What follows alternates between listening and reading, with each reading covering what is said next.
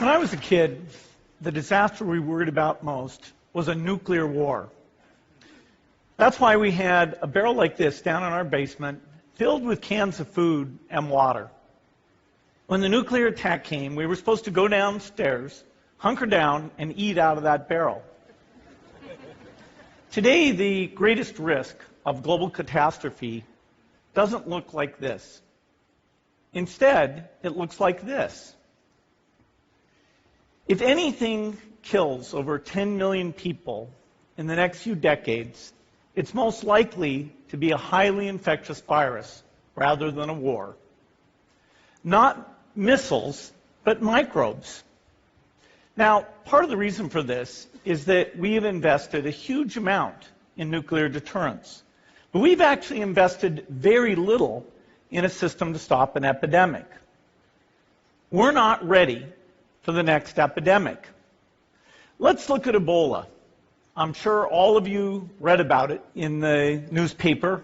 Lots of tough challenges. I followed it carefully through the case analysis tools we use to track polio eradication. And as you look at what went on, the problem wasn't that there was a system that didn't work well enough.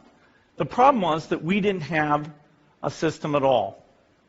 In fact, there are some pretty obvious key missing pieces. We didn't have a group of epidemiologists ready to go who would have gone, seen what the disease was, see how far it had spread. The case reports came in on paper. It was very delayed before they were put online, and they were extremely inaccurate. We didn't have a medical team ready to go. We didn't have a way of preparing people.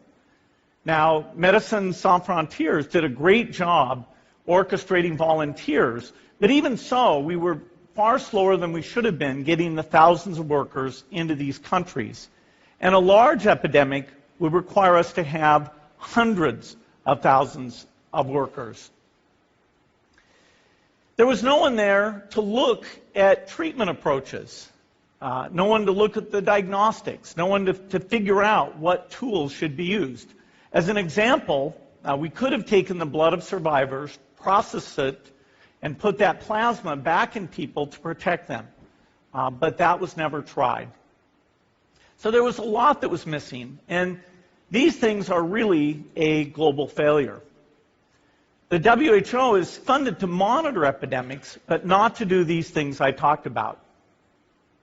Now, in the movies, it's quite different. There's a group of handsome epidemiologists ready to go.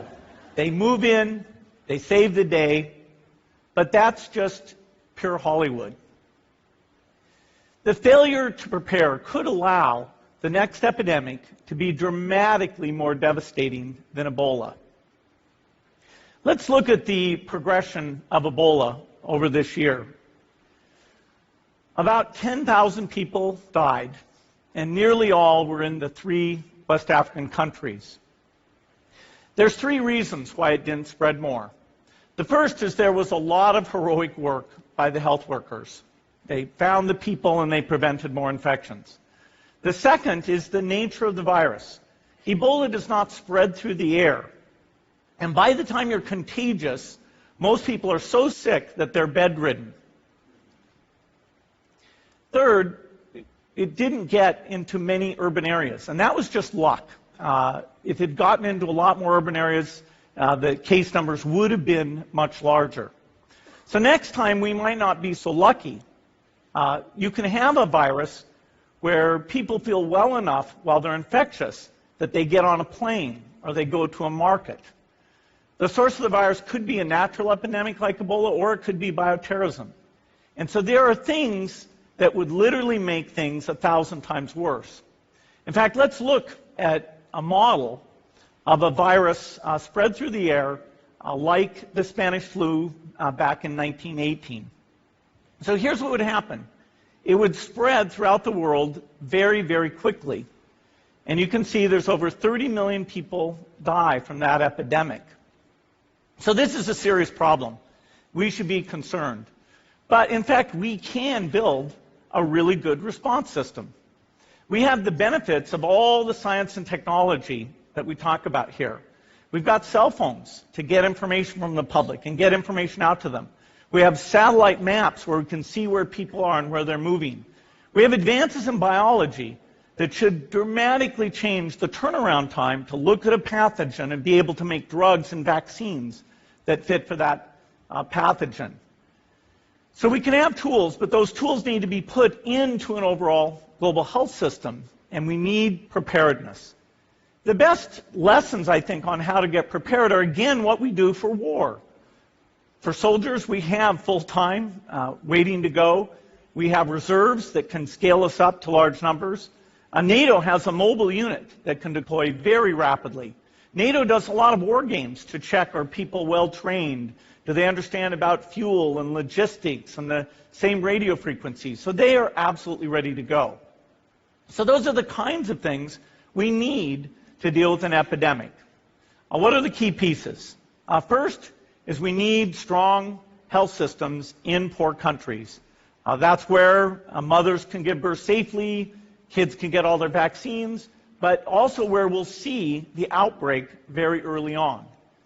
We need a medical reserve corps. Lots of people who've got the training and background who are ready to go with the expertise.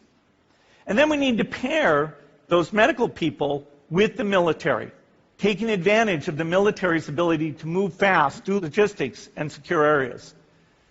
We need to do simulations, germ games, not war games, so that we see where the holes are. The last time a germ game was done in the United States was back in 2001, and it didn't go so well. So far, the score is germs 1, people 0. Finally, we need lots of advanced R&D in areas of vaccines and diagnostics. There are some big breakthroughs, like the adeno-associated virus, that could work very, very quickly. Now, I don't have an exact budget for what this would cost, but I'm quite sure it's very modest compared to the potential harm. The World Bank estimates that if we have a worldwide flu epidemic, global wealth will go down by over $3 trillion, and we'd have millions and millions of deaths. These investments offer significant benefits beyond just being ready for the epidemic.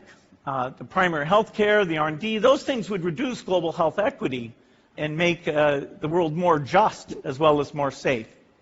So I think this should absolutely be a priority.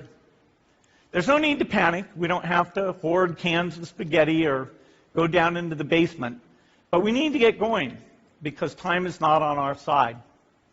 In fact, if there's one positive thing that can come out of the Ebola epidemic, it's that it can serve as an early warning, a wake-up call to get ready. If we start now, we can be ready for the next epidemic. Thank you.